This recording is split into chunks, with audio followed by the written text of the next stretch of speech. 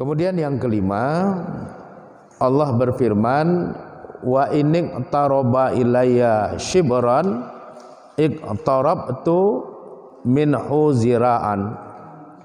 Jika ia mendekatkan diri kepadaku shibran, satu jengkal, iqtarabtu minhu ziraan, maka aku akan datang mendekat kepadanya satu hasta. Jadi kalau kita berusaha mendekatkan diri kepada Allah, Allah sangat responsif.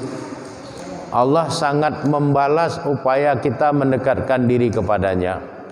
Diumpamakan dalam bentuk simbolik, kalaulah ada seorang hamba yang mencoba mendekati Allah shibran, satu jengkal, maka Allah akan mendekat kepadanya ziraan, satu hasta. Ini artinya kalau kita ingin berbuat baik dalam rangka beribadah kepada Allah, maka Allah lebih ingin lagi memberikan kebaikan kepada kita. Satu jengkal kita bertakarub mendekatkan diri kepada Allah, maka satu hasta Allah mendekatkan dirinya kepada kita. Ini artinya Allah sangat responsif. Allah sangat menghargai segala daya, segala upaya yang kita lakukan dalam rangka kita mendekatkan diri kepada Allah.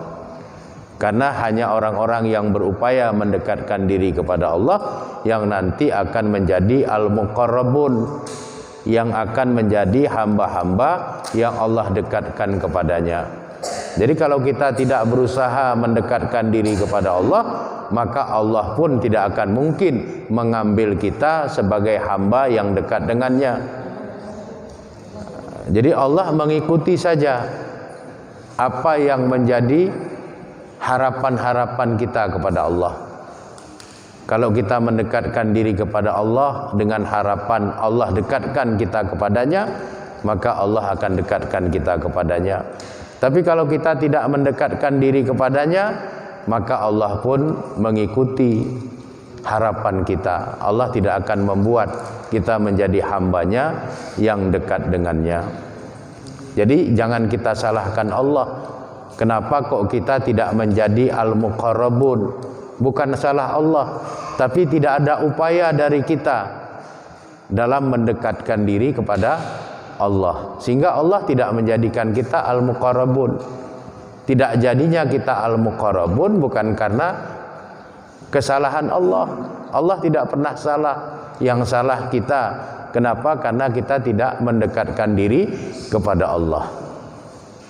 Oleh karenanya, berusahalah terus agar kita memperbaiki ibadah, memperbanyak amal soleh, mengevaluasi sikap-sikap kita supaya semua sikap-sikap kita itu menjadi selaras dengan apa yang diinginkan oleh Allah, menjadi selaras dengan apa yang dituntunkan oleh Rasulullah SAW kepada kita. Dengan demikian berarti kita sudah mendekatkan diri kepada Allah Subhanahu wa taala. Bahkan di dalam hadis qudsi ini Allah sampai berfirman, wa in atani yamsi utituhu harwalah. Jika dia para hamba mendatangiku dengan berjalan, utituhu harwalah, niscaya aku akan mendatanginya dengan berlari. Ini semua adalah majaziyah. Ini bahasa-bahasa simbolik yang intinya Allah sangat responsif terhadap upaya-upaya takarub pendekatan diri seorang hamba kepadanya. Jadi kalau ada orang datang kepada Allah dengan berjalan, Allah akan mendatangi orang itu dengan berlari. Begitulah perumpamaannya, begitulah kiasannya. Jadi Allah mengikuti terhadap apa yang kita lakukan. Kalau yang kita lakukan kebaikan, Allah akan lebih baik dari kebaikan yang kita lakukan itu. Kita buat satu kebaikan, Allah balas 10 sampai 700 sampai tidak terhingga kebaikan yang kita lakukan itu. Satu niat baik belum kita lakukan sudah dapat satu pahala. Begitulah respon baik Allah kepada para hamba-hambanya. Oleh karenanya kita harus memahami ini semua dengan baik dan jelas. Marilah kita senantiasa berhusnuzon kepada Allah, karena Allah akan mengikuti apa yang menjadi prasangka kita kepada Allah. Kemudian yang kedua, jangan lupa untuk senantiasa mengingat Allah. Baik mengingat Allah dalam keadaan sendirian maupun mengingat Allah di tengah-tengah keramaian. Mengingat Allah itu ada dalam pengertian yang luas, ada dalam pengertian yang sempit. Mengingat Allah dalam pengertian yang luas itu artinya mematuhi dan mentaati apa-apa yang sudah ditetapkan oleh Allah dan Rasul-Nya.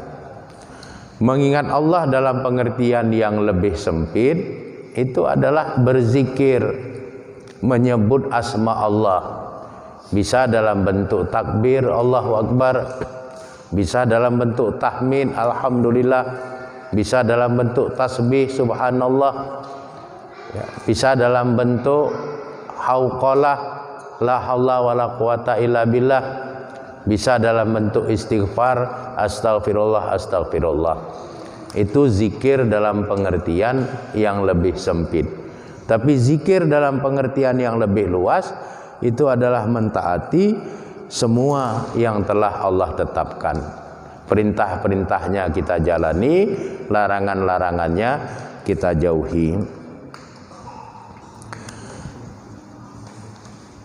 Di dalam surat Al-Baqarah ayat 152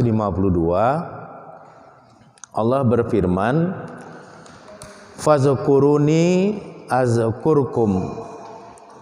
Ingatlah kamu sekalian kepadaku, aku akan ingat kepada kalian.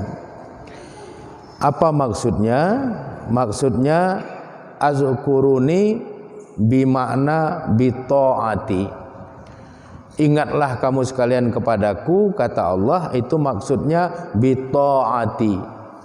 Taatlah kalian kepadaku, laksanakanlah perintah-perintahku, jauhilah larangan-laranganku. Itu yang dimaksud dengan ingatlah kamu kepadaku. Kemudian azkurkum, niscaya aku akan ingat kepadamu dengan makna bimaghfirati wa rahmati. Dengan makna kalau kita ingat kepada Allah, Allah akan ingat kepada kita. Maksudnya Allah akan senantiasa memberikan ampunannya kepada kita, dan Allah senantiasa akan memberikan rahmatnya kepada kita. Bi maghfirati wa rahmati, itu yang dimaksud dengan azkurkum, aku ingat kepada kamu. Jadi ingat kepada Allah sama dengan mentaati Allah. Allah mengingat kita sama dengan Allah akan menganugerahkan kepada diri kita maghfirah, ampunannya, warahmah, dan rahmatnya. Jadi sangat luar biasa orang yang senantiasa ingat kepada Allah. Dengan demikian al-muqarrabun itu bisa kita simpulkan sebenarnya ada 3 hal pokok yang harus diperhatikan. Yang pertama, al-muqarrabun itu adalah orang-orang yang mengedepankan hak-hak Allah pada dirinya. Jadi mengedepankan ketaatan kepada Allah, mengabaikan hawa nafsunya. Itulah al-muqarrabun. Tapi kalau masih mau mengikuti hawa nafsu, tidak mentaati ketentuan-ketentuan Allah, sampai kapanpun dia tidak akan pernah menjadi al-muqarrabun, tidak akan pernah menjadi hamba yang Allah dekatkan kepadanya. Karena apa? Karena tidak ada ketaatan kepada Allah, tidak ada ketaatan kepada Rasul. Yang ada hanya ketaatan kepada hawa nafsu kita, kepada kemauan kita. Kita ini makhluk, bukan khalik. Yang mengatur kita itu khalik yang menciptakan kita. Bukan dibalik kita yang diciptakan mau mengatur yang maha pencipta. Kita yang diciptakan inilah yang harus tunduk kepada ketentuan yang maha pencipta. Kalau seperti itu sikap kita, maka kita akan menjadi al-muqarrabun.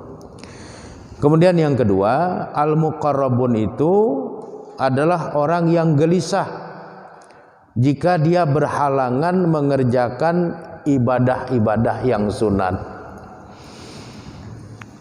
Jadi jangankan ibadah wajib, ibadah sunat tertinggal saja dia gelisah. Itu al-muqarrabun. Hari ini kita tidak sholat duha. Bagi orang yang bukan al-muqarrabun biasa saja. Karena besok masih ada hari, masih ada sholat duha juga. Tapi bagi al-muqarrabun, sholat duha hari ini dengan sholat duha besok itu nilainya berbeda. Meskipun sholat duha itu adalah sunat, meninggalkan yang sunat saja al-muqarrabun itu gelisah. Jadi kalau kita masih nyaman-nyaman saja meninggalkan hal-hal yang sunat, ya itu belum masuk dalam kategori al-muqarrabun. Sholat sunat rawatib tidak dikerjakan, biasa-biasa saja, bukan al-muqarrabun. Al-muqarrabun itu kalau dia meninggalkan ibadah sunat, dia gelisah. Seperti ada sesuatu yang hilang di dalam batinnya. Karena apa? Karena kesempatan itu tidak pernah berulang. Kalau hari ini misalnya kita tidak sholat duha, besok kita sholat duha, sholat duha hari ini yang sudah kita tinggalkan itu tidak akan pernah bisa kita ulangi kembali. Kita tidak akan pernah bisa kembali ke hari kemarin. Hari yang sudah kita tinggalkan itu tidak pernah bisa kita datangi lagi. Hari yang sudah berlalu itu terus akan meninggalkan kita, kita pun akan bergerak menjauhi dirinya. Oleh karenanya bagi al-muqarrabun, bagi hamba-hamba Allah yang Allah dekatkan kepada dirinya, meskipun itu ibadah sunat, kalau dia ketinggalan mengerjakan, ada kegelisahan di dalam batinnya. Ada sesuatu yang membuat dia merasa tidak nyaman. Ini tanda-tanda bahwa orang itu adalah al-muqarrabun. Orang yang Allah pilih, yang Allah dekatkan kepadanya. Kemudian yang ketiga, al-muqarrabun itu orang yang banyak bertasbih di dalam kehidupannya. Jadi hari-harinya itu banyak dia isi dengan bertasbih kepada Allah.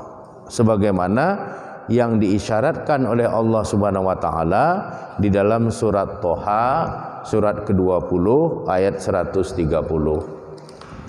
Wasabbih bihamdi rabbik, dan bertasbihlah memuji kepada Rabbmu qabla tulu'i syam, sebelum matahari terbit, wa qabla ghurubiha, dan sebelum matahari terbenam, wa min ana'il lail fasabbih, dan di tengah malam bertasbih, wa atrafan nahar, dan di ujung siang bertasbih, la'allaka tarda, mudah-mudahan kamu mendapatkan ridha, mendapatkan ketentraman, mudah-mudahan kamu menjadi al-muqarrabun, hamba-hamba yang Allah dekatkan kepadanya. Jadi berdasarkan ayat ini ada beberapa hal yang harus betul-betul kita perhatikan. Yang pertama, wasabbih bihamdi rabbik, bertasbihlah dan memujilah kepada Rabbmu. Kapan? Yang pertama, qabla tulu'is syam, sebelum matahari terbit. Jadi sebelum matahari terbit, kita diminta oleh Allah Subhanahu wa taala untuk bertasbih dan bertahmid setiap hari. Ya, subhanallah, subhanallah, subhanallah, subhanallah, walhamdulillah, walhamdulillah, walhamdulillah. Sebelum matahari terbit, setiap hari Allah berharap kita bertasbih dan bertahmid qabla tulu'is syam, sebelum matahari terbit. Ayat ini sudah lama turun. Sudah berpuluh-puluh kali kita khatam Quran membacanya. Tapi kalau ditanya sudah berapa lama kita mengaplikasikan ayat ini, pasti banyak yang menjawab, belum saya aplikasikan. Sudah berapa umur? Umur sudah menjelang 50 tahun. Sudah ada yang 80 tahun, sudah ada yang 90 tahun. Ada mengamalkan ayat ini? Jawabannya belum. Berapa kali khatam Quran? Kalau khatam 300 kali lebih.